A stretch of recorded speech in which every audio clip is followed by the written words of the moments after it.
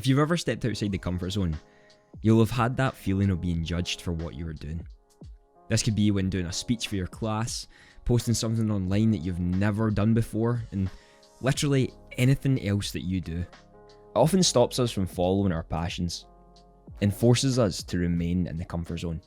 I'm unfortunately not at this stage yet where I could ask Mark Manson to come on, but it truly is an incredible book that has changed me as a person and looked at the world in a little bit of a different light, with being okay with not being the same as everyone else. Welcome everyone, my name is Andy and I appreciate you taking the time to come and watch this video on the channel dedicated to helping you become your best self through marketing, positivity, entrepreneurship and so much more. If you'd like to come and watch me live, I do stream on Twitch Tuesdays, Thursdays and Sundays if you would like to come and stop by.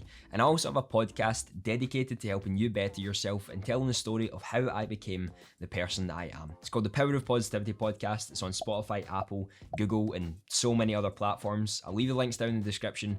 I would love if you want to go and check them out. The Subtle Art of Not Giving a Fuck is a book by Mark Manson, a fantastic author who tells you the stories of his life and maybe why the conventional self-help people and the way that they think might not be the best way to go about it. See, we're often told to visualize what success is and strive for that, but all it often does is reinforce the idea that we don't actually have that yet.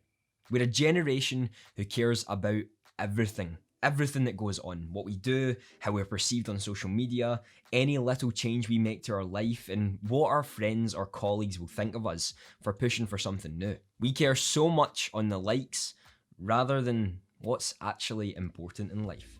Since we have so much at our fingertips with the internet now, TV, video, movies, blogs, websites, everything, we no longer know what to care about. While I was doing some research on this topic, I actually had found an article on Lifehacker that was done by the National Science Foundation, and they claim that we as humans have around 50,000 thoughts per day, and that can increase as well.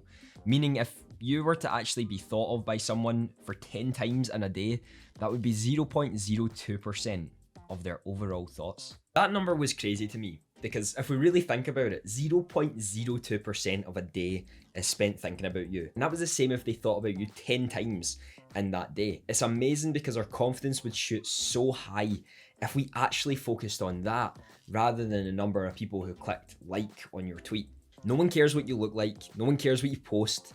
No one really cares what you do. I mean, I care what Matt Diavella does because, I mean, whatever that man posts, it's just, wow. Caring is what we're good at. Caring about the wrong things is what we excel at. See, we're always looking for an improvement to our life, increased our productivity, have a nicer car, a nicer house, better clothes, better fashion, everything. We're always looking to be better. The pursuit of only positivity will lead us down the path to negativity. And paradoxically, the acceptance of negativity with the negative experiences that happen in our life will actually turn out to be the positive ones, leading us to become the person we actually wanted to become. Throughout the book, Mark, we go by first names basis now, talks about many factors that go into the art of not giving a fuck. One of which being the fabrication of what a problem actually is.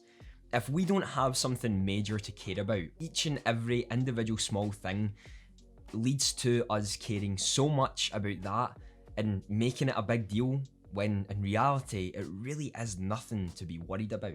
This is one of the ways that the book just enlightens you in so many different areas because it makes you think of a completely different way to what most would. And it's one of those people you would always want to be around because you just want to hear their opinion on some things, as crazy as it may sound. Learning not to give a fuck is not about being indifferent, it's just being comfortable with not being the same as everyone else and prioritizing our problems to what actually matters and not really caring about the things that don't. Over the last year, I've really tried to push myself in that area, caring less about what others think of me, social recognition, and enjoying just the here and now, the day that we have today. Because we really don't know if tomorrow will come. We really don't know if we'll have that opportunity. And appreciating what you have today and appreciating the work that you're able to put in and not really looking at the likes that you're getting is something that I think everyone should try to learn. If we can go to bed happy with the work we've done, grateful for the knowledge that we have, and realizing that it's okay not to be liked by everyone.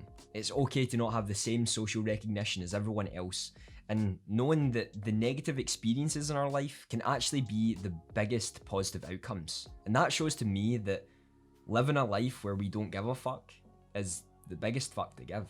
One of the key factors that I took away from this book was to start taking more responsibility in your life. We're so quick to judge others from the mistakes that we have made, blaming everyone else for the things that happen in our life, and never actually taking full responsibility. Now, am I saying it's always your fault? It's not. It's stupid to say that. However, there is so much more that you can take responsibility from. Actions happen that you have no control over, but you have control over the emotion that you show after the action does happen, and how you then move forward to be better in the future. You realize, is it worth giving a fuck about?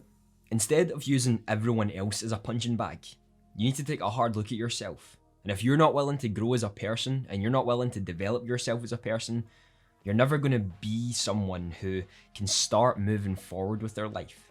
You will be in a constant circle if you go down this route. And this is why this book was so crucial to my development as a person.